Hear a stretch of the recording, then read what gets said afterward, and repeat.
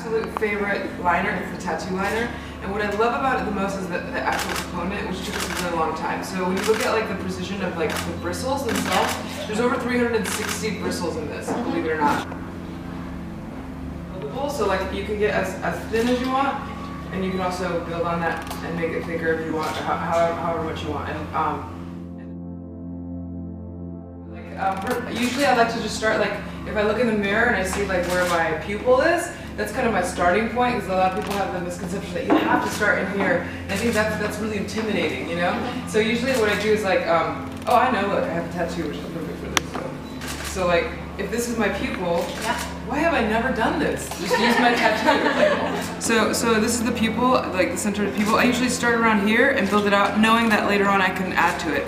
This is, this right here is like, you know, where your lids meet. I usually like to follow like the natural angle on this eye, like the natural would be going in this direction. So then what I do is I just flick it. I just go bloop, and that's the beginning of that angle. And then I just meet the two. And then like a coloring book, you can just fill it in.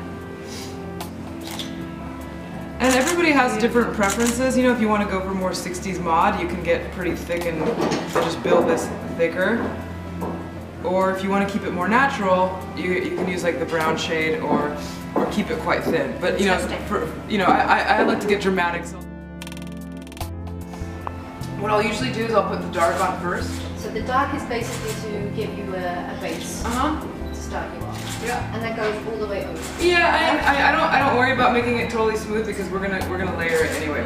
Create your lip shape that you love. Like, you know, so for me, I love overdrawing my lip line. A lot of people make fun of me for it, but I don't care. I'm like, basically, if you think about highlighting and contouring. Highlighting, when you want to highlight something, is you're gonna highlight something that you absolutely love. Like, you know, so if you love like more dimension at the on your bottom lip, we're gonna focus on the center part. So that's gonna bring it forward more.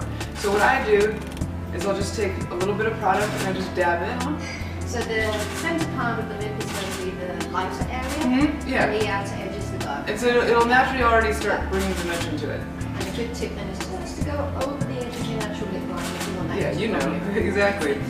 And then some people like to do the same to the upper lip. I try to maybe just bring it from the bottom out and not all the way to the top, so that you still have a little bit of depth at the top. And so I just put a little bit here.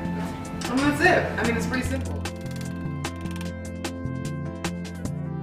I have super teeny tiny eyes, so this is something that, like, I'm so addicted to this palette. I'm wearing it right now. I always wear it every single basically. So I'll usually take this shade here and use that as like an overall base, and then from there I'll just start building. Wherever I want to add more dimension, I'll just start building deeper and deeper. I love this palette. So I tend to stay in this world here because, again, like, even though like I have a pretty, I don't know how do you say, like a chubby face, you know, I definitely look like a puffy blowfish if I don't add just a little bit of dimension. So I tend to focus more just on defining a little bit of cheekbones on me, but I try to do it in a subtle way, because I think when it comes to contouring, and I don't know if you guys are as crazy about it as they are in the US. No. Yeah, that's good. Because the truth of the matter is, I think that the biggest mistake people make when it comes to contouring is that they contour when they just don't need to, you know? Like, just because it's a trend doesn't mean that it necessarily applies to you. And most people have like really great faces already.